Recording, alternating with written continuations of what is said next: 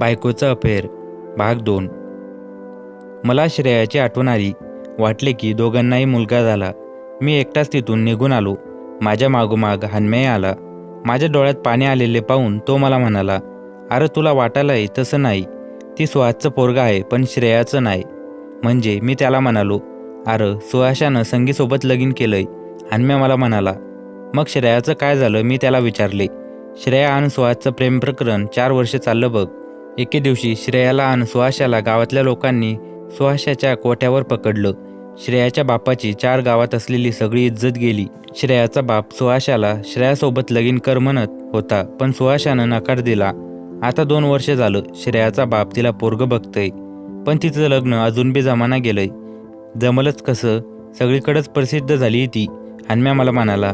श्रेयाविषयी ऐकून वाईट वाटले, पण मी मनातून खूप खुश झालो होतो. त्या रात्री मी खूप विचार केला आणि दुसऱ्या दिवशीच मी आईला घेऊन श्रेयाच्या घरी तिला मागणी घालायला गेलो. मी तिच्यापेक्षा गरीब होतो, पण सुशिक्षित होतो आणि माझ्याकडे चांगला जॉब होता, म्हणून तिच्या वडिलांनी तिचे लग्न माझ्यासोबत लावून दिले.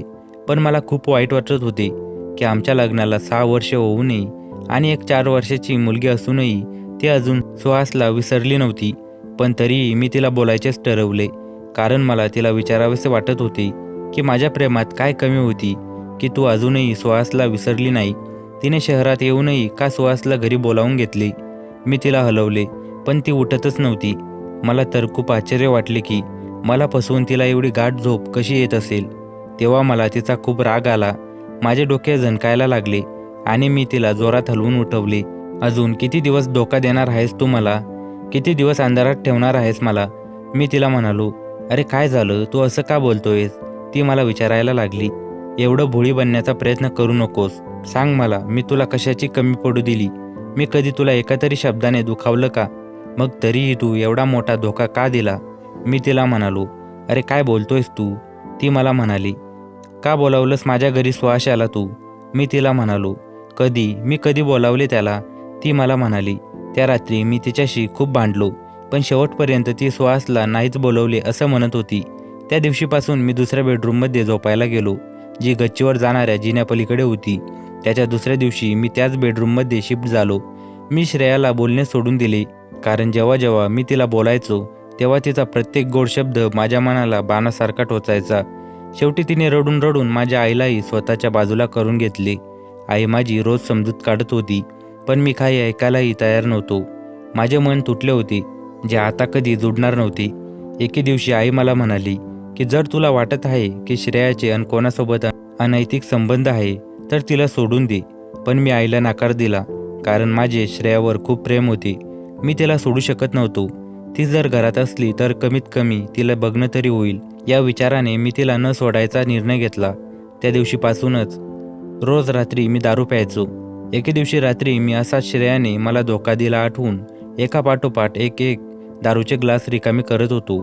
पण मला खरंच तिची आठवण येत होती, कारण तिला समोरासमोर पाहून व बोलून चक्क 3 दिवस झाले होते.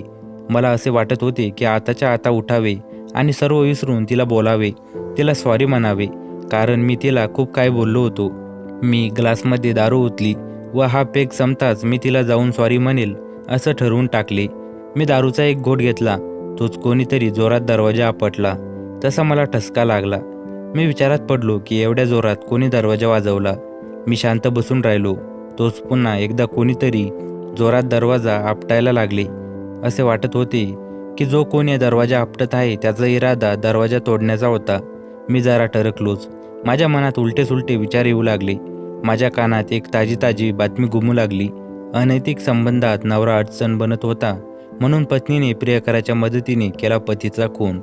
मला वाटायला लागले की कदाचित दरवाजा आपटणारा सुहास असावा आणि तो श्रेयाच्या सांगण्यावरून माझा खून करण्यासाठी आला असावा. कोण आहे? मी ओरडून विचारले, पण कोणीच उत्तर दिले नाही. आई तू आहेस का? मी पुन्हा जोरात आतून विचारले, पण तरीही कोणीच उत्तर दिले नाही. म्हणजे आई तर नव्हती. श्रेया तू आहेस का? मी विचारले, पण बाहेरून काहीच उत्तर आले नाही. तो फक्त जोरात दरवाजा आपटत होता. हळूहळू तर दरवाजा आपटणारा एवढ्या जोरात दरवाजा आपटायला लागला की थोड्या वेळ मला वाटले की दरवाजा पडेल की काय.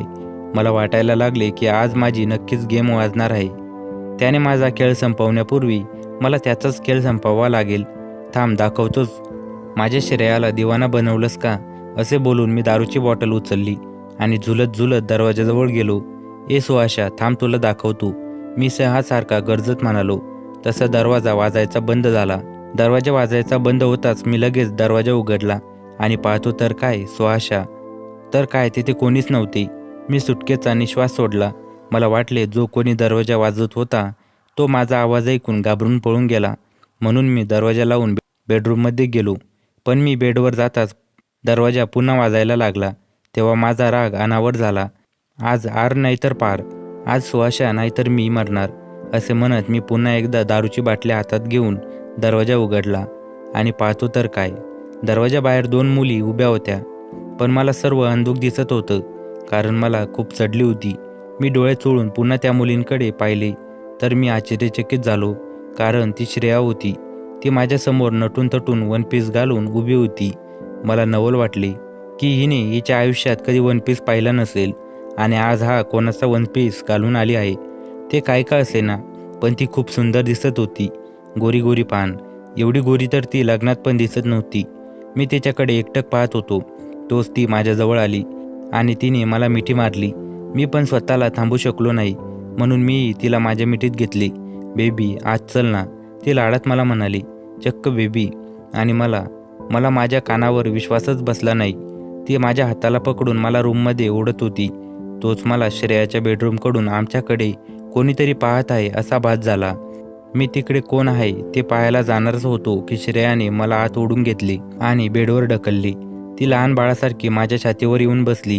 तू खूप सुंदर दिसत आहे, मी तिला म्हणालो. तशी ती गालात लाजली. पण तितक्यात बाहेरून कोणीतरी दरवाजा आपटायला लागले. मला समजेनासे झाले की एवढ्या रात्री आता कोण दरवाजा वाजवायला लागले. कोण आहे? मी जोरात ओरडलो. सूरज, दरवाजा उघड, आई बाहेरून बोलली. आई एवढ्या रात्री कशाला आली असेल, मी विचार करत होतो. मी दरवाजा उघडायला जाणारच होतो की श्रेयाने माझा हात पकडला व मला म्हणाली, थांबा ना, एवढी काय गडबड आहे. मीही थांबलो. पण आई बाहेरून खूप जोरात दरवाजा आपटत माझ्या नावाने बोंबलत होती. म्हणून मी बेडवरून उठलो. पण तिने माझा पुन्हा एकदा मागून हात पकडला आणि मला किस केले.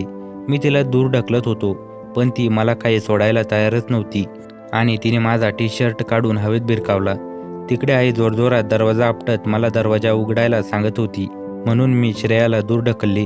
इकडे आणतो माझा टी शर्ट. मी तिला माझा टी शर्ट मागितला, पण ती काही द्यायला तयारच नव्हती. आधी एक किस दे, ती मला म्हणाली. सूरज, तू दरवाजा उघडतोयस की मी दरवाजा तोडून आतमध्ये येऊ, आई रागात दरवाजा आपटत म्हणाली. म्हणून मी तसाच धावत दरवाजाकडे गेलो आणि दरवाजा उघडला. कोणती बाई आहे तुझ्यासोबत आत, ती मला म्हणाली. बाई म्हणजे कोण? श्रेया आहे माझ्यासोबत, मी दरवाजाआड लपून तिला म्हणालो. हो का, मग मी कोण आहे? कोणीतरी बाई बोलली आणि मी तिच्याकडे पाहिले तसा मला जोराचा झटका लागला.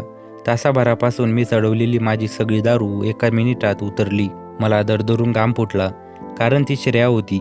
ती दरवाजाच्या बाजूला उभी होती. श्रेया इथे आहे तर मग आत कोण आहे? मी स्वतःशीच बडबडलो. मी पटकन बेडवर वळून पाहिले तर तिथे कोणीच नव्हते. काय झालं, फुटला का घाम? बघा आई किती वेड्यात काढत आहे. मी आहे म्हणे आत यांच्यासोबत.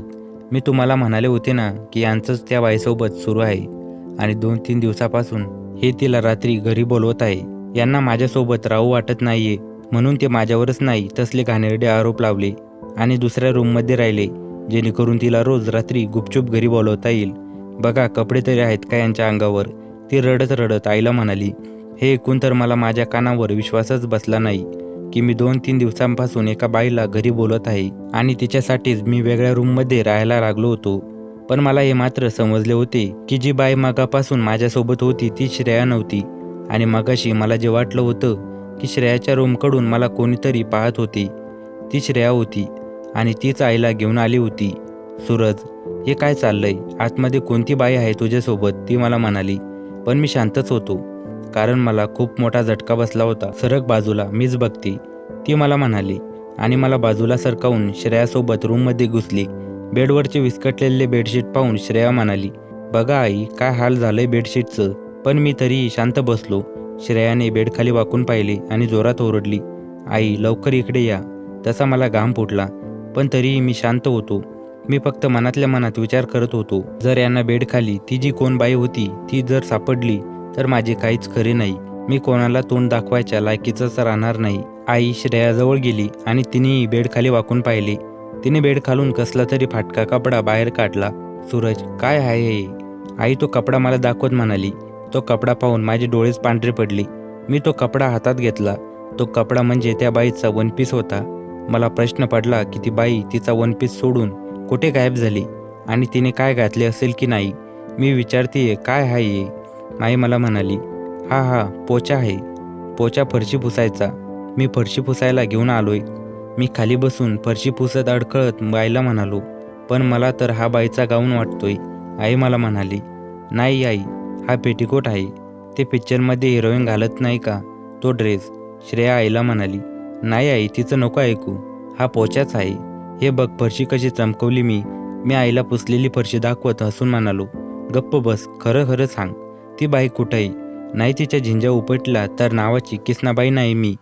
आई मला म्हणाली, आई त्या कपाटात बघा, त्यातच लपवलं असेल त्यांनी तिला. श्रेया आईला कपाट दाखवत म्हणाली. दोघीही कपाटाकडे गेल्या. माझे हृदय पुन्हा धडधड करायला लागले. मी देवाला प्रार्थना करत होतो की देवा, यांना ती बाई सापडू नये. आणि देवाने माझे ऐकले. त्यांना कपाटात ती बाई सापडली नाही. मी नाही लपवले कोणाला. बघ किती खोटे बोलतेही. माझं तर नशीबच फुटका आहे. बायको तर बायको. आता तर आई पण संशय घ्यायला लागली. मी डोळ्यात पाणी आणण्याचा प्रयत्न करत बोललो, पण माझ्या डोळ्यातून पाण्याचा एक थेंबही निघाला नाही. पण लगेच श्रेया आईला म्हणाली, आई, यांनीच लपवलं आहे तिला, म्हणून तर एवढा वेळ लावला दरवाजा उघडायला. आणि ओठ तर बघा कसे लाल झालेत लिपस्टिकनं. काय केलंय विचारा यांना. श्रेया माझ्या ओठांकडे बोट दाखवत आईला म्हणाली. तसे मी माझे ओठ जिभेने चाटले आणि लगेच हाताने पुसले. आई, तुझी शपथ, मी कोणालाच नाही लपवलं ग. मी शपथ घेत आईला म्हणालो. आणि तोच तिकडे टॉयलेटमध्ये काहीतरी पडल्याचा आवाज आला. सत्यानाश झाला सगळा. दोघीही टॉयलेटकडे वळल्या, पण आई श्रेयाला टॉयलेट बाहेरच थांबून एकटी आतमध्ये गेली आणि लगेच बाहेर आली. छी, लाज वाटते तुला मुलगा म्हणायची. कपडे दे तिला घालायला आणि हाकल तिला घराच्या बाहेर, असे म्हणून ती श्रेयाच्या हाताला धरून तिला रूम बाहेर घेऊन गेली. ते ऐकून माझी धडकीच भरली. मी विचारात पडलो की आई तशी का म्हणाली की कपडे दे तिला घालायला. काय ती उघडीच? नाही, वन पीसमध्ये काहीतरी घातलेच असेल तिने. आईने त्या बाईला कसे पाहिले हे पाहण्यासाठी मी दबक्या पावलाने चालत टॉयलेटकडे गेलो. हळूच दरवाजा उघडला आणि एक डोळा बंद करून पाहिले आणि मी आश्चर्यचकितच झालो, कारण टॉयलेटमध्ये कोणीच नव्हते. मला वाटलं मला अजून चढली असेल, म्हणून मी डोळे चोळून पुन्हा एकदा पाहिले, तर खरंच ती बाई तिथे नव्हती. माझ्या डोक्यात काही जातच नव्हतं की माझ्यासोबत हे काय होत आहे. टॉयलेटमध्ये कोणीच नाही, तरीही आई मला तशी का म्हणाली की तिला कपडे दे घालायला आणि हाकलून दे घरातून. आता मी कोणाला कपडे देऊ आणि घरातून हाकलून देऊ? मग मला वाटले की आईला सांगावे की टॉयलेटमध्ये कोणीच नाही, म्हणून मी आईच्या बेडरूमकडे गेलो. खूप वेळ दरवाजा वाजवला. आई सांगितले की टॉयलेटमध्ये कोणीच नाही, पण आई काही बाहेर आली नाही. मग मी श्रेयाच्या बेडरूमकडे गेलो. तिच्याही रूमचा दरवाजा आपटत बसलो. तिलाही सांगितले की टॉयलेटमध्ये कोणीच नाही, पण ती काही बाहेर आलीच नाही. म्हणून त्या रात्री मी तिच्याच रूमबाहेर झोपी गेलो. सकाळी माझ्या अंगावर पाणी पडल्याने मला जाग आली. मी दचकून झोपेतून उठलो. मी डोळे चोळून समोर पाहिले तर श्रेया हातात बकेट घेऊन उभी होती. अंगावर पाणी टाकून उठवल्यामुळे मला तिचा खूप राग आला. तुला काय वेडबीड लागलंय काय? तुझी हिंमत कशी झाली माझ्या अंगावर पाणी टाकायची? मी तिला म्हणालो. मी सांगितले म्हणून. आई मला म्हणाली. ती माझ्या बाजूलाच उभी होती आणि मला आश्चर्य वाटले, कारण मी चक्क गच्चीवर एका गादीवर झोपलो होतो, जी गुलाबाच्या पाकळ्यांनी सजवली होती. आणि आश्चर्याची गोष्ट म्हणजे मी विना कपड्यांचा होतो. माझ्या अंगात फक्त माझी लाल रंगाची अंडरवेअर आणि गळ्यात लटकणारा काळा टाय होता. मला काहीच समजत नव्हते की मी गच्चीवर कसा काय आलो. आई आणि श्रेया माझ्याकडे रागात पाहत होत्या. आई, मला खरंच माहीत नाही मी इथे कसा आलो. मी आईला म्हणालो. हो का? मग हे कसं झालं ते तरी माहीत असेलच की तुला. आई माझ्या खांद्यावर बोट दाखवत म्हणाली. मी पाहिले तर मला दिसले की विषय किती गंभीर आहे, कारण माझ्या पूर्ण अंगावर लिपस्टिकचे निशाण होते. श्रेयाने केलं असेल, हो की नाही श्रेया? मी हसत श्रेयाला म्हणालो. तसे आईने श्रेयाकडे पाहिले. मला माहिती नाही, मी माझ्या रूममध्ये झोपले होते. ती आईला म्हणाली. त्या बाईला हाकलून द्यायला सांगितलं होतं ना मी, मग तू तिला इथं गच्चीवर घेऊन आलास का? ती मला म्हणाली. आई, तुझी शपथ, माझ्यासोबत कोणतीच बाई नव्हती ग. मी आईला म्हणालो. गप बस खोट्या, शपथा खाऊ नकोस माझ्या. ती माझ्यावर ओरडून म्हणाली.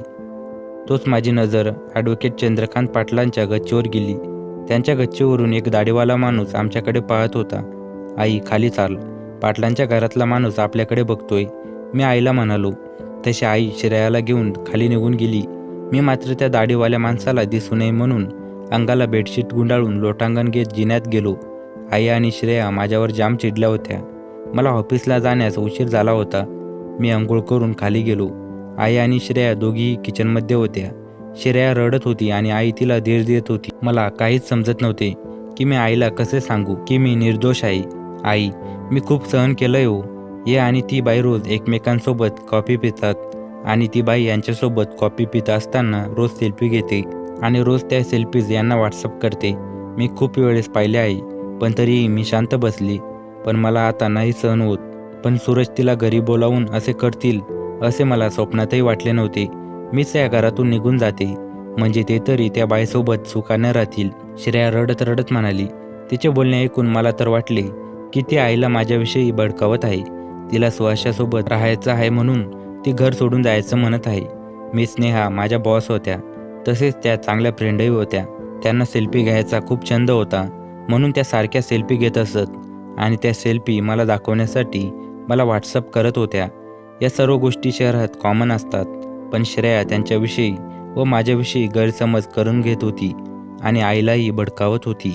मी लगेच त्यांच्यापाशी गेलो व म्हणालो, तू सहन करायला मी केलंच काय आहे? आई, तुझी शपथ, माझी काहीच चूक नाही आहे. ती बाई स्वतः माझ्या रूममध्ये आली होती. मी तिच्यासोबत काहीही केलं नाही. तिनेच माझी पप्पी. एवढेच बोलून मी गप्प बसलो, कारण जे बोलायचे नव्हते मी नेमके तेच बोलून गेलो होतो. पप्पी हा शब्द ऐकूनच श्रेया रडायला लागली. मला तिच्या रडण्यात ढोंग दिसत होते. लाज वाटते का? तिनेच घेतली म्हणायला. असली लहान लेकरासारखी कारणं सांगतोस? ती माझ्यावर ओरडत म्हणाली. अगं आई, खरंच माझ्यावर विश्वास ठेव. तुला समजत कसं नाहीये? हिला त्या सुहासासोबत राहायचंय म्हणून ही तुला माझ्याविषयी भडकावत आहे. मी असे म्हणताच आईने मला चापट मारली व म्हणाली, बास, तिच्याविषयी काहीच बोलू नको. तुला काय मी वेडी वाटते का? श्रेया बाजूलाच उभा राहून रडत होती. आई तिला घेऊन तिथून निघून गेली. मी पण रागात ऑफिसला निघून गेलो. माझ्या ऑफिसमध्ये कामातही मन लागत नव्हते. मला कळून चुकले की श्रेयाला माझ्यासोबत राहायचे नव्हते. तिला घर सोडून जायचे होते म्हणून ती मुद्दाम आईला असे दाखवत होती की माझे आणि मी स्नेहाचे अनैतिक संबंध आहे म्हणून ती आता माझ्यासोबत राहू शकत नाही. मला तर वाटत होते की रात्री मी जेव्हा नशेत होतो तेव्हा श्रेयास मला गच्चीवर घेऊन गेली.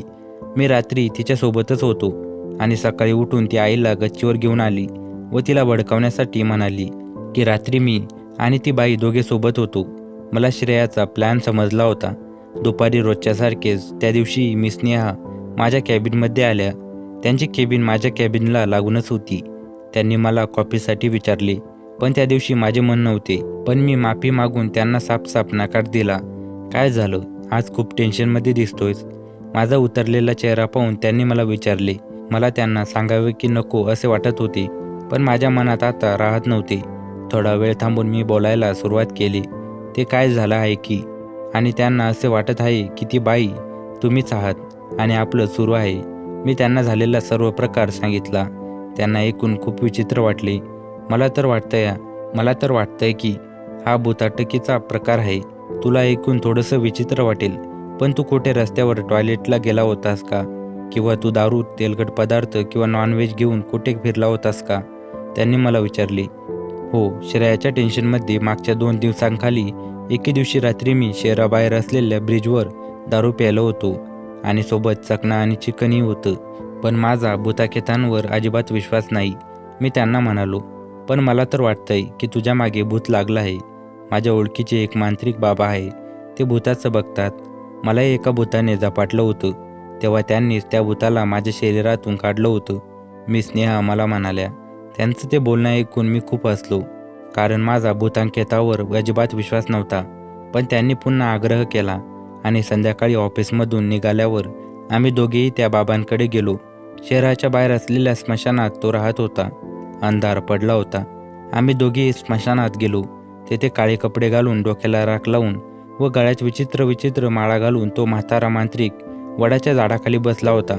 त्याच्यासमोर 2-4 लाकडे पेटत होती. आम्ही दोघे त्याच्यासमोर जाऊन बसलो. मी आजूबाजूला पाहत होतो. बोला, काय समस्या आहे? मूल बाळ होत नाहीये का? तो आम्हाला म्हणाला.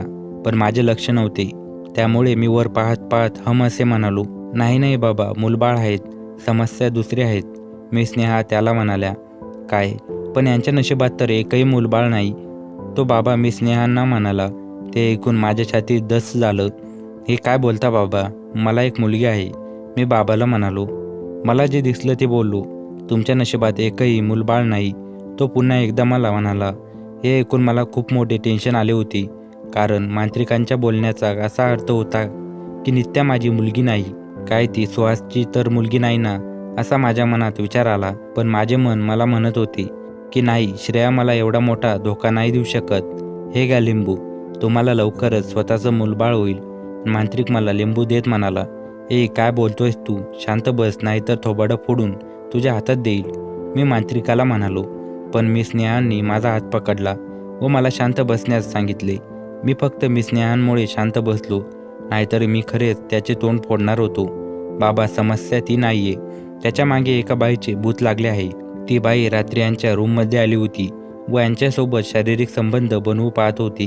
तुम्ही फक्त यावर उपाय सांगा, मी स्नेहा मांत्रिकाला म्हणाल्या. बरं बरं असे म्हणून मांत्रिक बाबाने डोळे मिटून घेतले. थोड्या वेळात त्याने डोळे उघडले. 2 दिवसापूर्वी म्हणजेच शनिवारी रात्री पौर्णिमेची रात्र होती. त्या रात्री तुम्ही नदीच्या पुलावर दारू पिलात, मटण खाल्लं, बरोबर आहेत का? त्या मांत्रिकाने मला विचारले.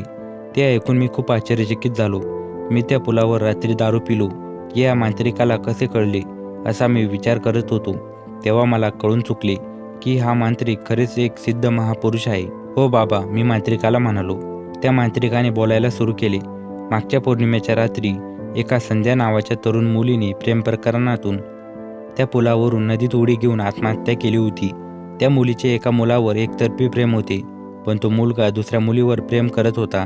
त्या मुलाने तिला नकार दिला होता, म्हणून रागाच्या भरात तिने पुलावरून नदीत उडी घेऊन आत्महत्या केली. तिच्या मनात त्या मुलाविषयी कामवासना होती, पण ती पूर्ण होऊ शकली नाही. तिची अपूर्ण इच्छा मनात घेऊन संध्याची आत्मा पौर्णिमेच्या रात्री त्या पुलापाशी भटकत होती. त्याचवेळी तिला तुम्ही पुलावर दारू पित असताना आढळले. तिला तुमच्या तिचा प्रियकर दिसला आणि ती तुमच्या मागेही लागली. ती तुमच्यासोबत तुमच्या घरी आली. स्वतःची अपूर्ण इच्छा पूर्ण करण्यासाठी ती तुमच्या बायकोचे रूप घेऊन तुमच्या रूममध्ये आली. व पुढे काय झाले ते तुम्हाला माहीतच आहे. मांत्रिक थोडं हसत म्हणाला. मांत्रिकाचे बोलणे ऐकून मी थक्क झालो होतो. मला त्यांच्या गोष्टीवर विश्वास बसला होता. मी मांत्रिकाला यावर उपाय विचारला. मित्रांनो, पुढील भागात विचारा काय होता तो उपाय. कथा अजूनही संपलेली नाही, त्यामुळे चॅनलला सबस्क्राईब करून ठेवा आणि जेणेकरून तुम्हाला पुढील भाग